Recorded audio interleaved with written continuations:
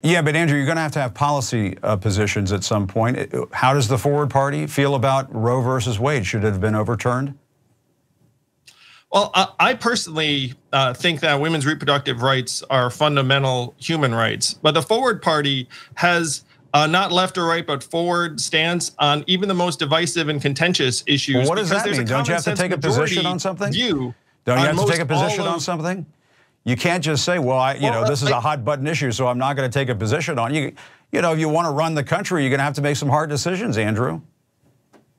Again, the Forward Party is about that common sense consensus majority view, which is very clear on abortion. It's clear. What about guns? What about assault weapons? On climate change. It's actually clear on just about every issue under the sun. Should 18-year-olds be able to buy AR-15s? Because of the nature of our system. Should 18-year-olds be able to buy AR-15s?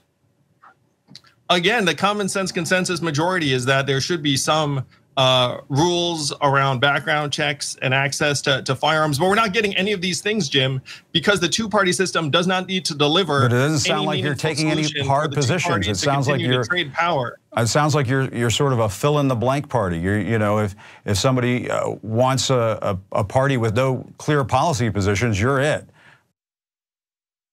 Or alternatively, the Democratic Party would be it. But anyway, Jim Acosta's not having it with Andrew Yang and the Forward Party, and he's being very dismissive. I don't know that I've ever seen him be this dismissive, maybe with Trump, I guess. But other than that, like if this was Schumer, if this was Pelosi and she was evading a question, he would have a little bit less spice on it. That's all I'm saying. But that doesn't mean that he's wrong. Andrew Yang really didn't answer these questions because look, the issue isn't that it's a third party fundamentally. It's saying the common sense position and we're good.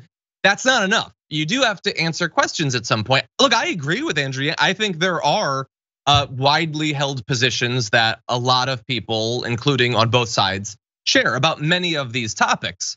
But to pretend that there aren't fundamentally divisive things that would result in people turning against your party, like people care so much about this. These are not just, it's common sense. Like people are fired up about the environment and guns and abortion and, I don't know, despising the trans community. What's the common sense centrist position on the existence of trans people?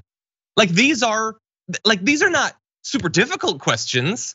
These are like the base level questions that you have to have an answer for. And I understand he's not gonna have the same position as everyone who might be a part of this party. Like everyone's gonna have slightly different positions, but you can't just keep saying common sense. At some point, people wanna know what you stand for. And I've talked with Andrew Yang, I've had him on the show. I like a good number of the things he says.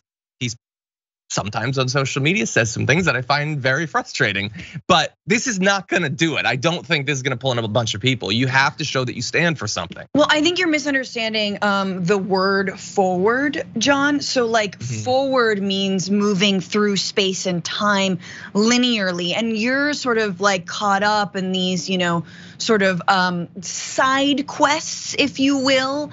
I will. Things that we've already answered, and I don't need to answer them to have the answer because they've been answered, and I'm moving past those answers even though we've never answered them. So I don't understand what you're not getting. But what I love about this is the most tech bro response to a two-party system. It's like, ooh, here's a problem. I know it's a problem. And I'm, instead of actually solving the problem, I don't know, advocating for a parliamentary system in the United States government, not a winner take all, ranked choice voting, the kind that made Andrew Yang come in fourth place for his governorship in New York. Why don't we, or his mayorship, excuse me, why don't we just do something completely useless that doesn't help anyone, like another centrist party? Let's just do that. Isn't that what everyone needed? No, nobody needs that. Just like nobody needs, I don't know, like a way to collate all the different rideshare apps when you can't find which one's the fastest. You know what I mean? Like it's like literally they're gonna be introducing their own cryptocurrency tomorrow. Watch, this is a shell game of a party, and he clearly can't even answer a straightforward question. Yeah, I don't know enough about, I can't make any broad statements about the party, and it's still relatively new. Maybe he'll get better at messaging, maybe they'll figure out their core ideology a little bit better. But I want us to have a voting system that that gives third parties a better chance of competing in a lot of elections. And I also want people to have good impressions of third parties. So one of the reasons why when you're a high profile person who has started one, I want you to message about it in a way that doesn't turn a bunch of people off to the concept of a third party. That would be my preference. But he does that with everything. He poison pills UBI, right? Universal basic income, it's great, but he's like $1,000 a month, and then we take away all the other things that you get, Medicare, Medicaid, any kind of welfare, it all goes out the window, and you're like, no, stop. Yeah, well, we'll see. We're gonna be tracking it. But yeah, if you watch the full interview with Acosta, it gets even more aggressive. Like if you don't think that they can be combative, they can be with certain people, just certain people.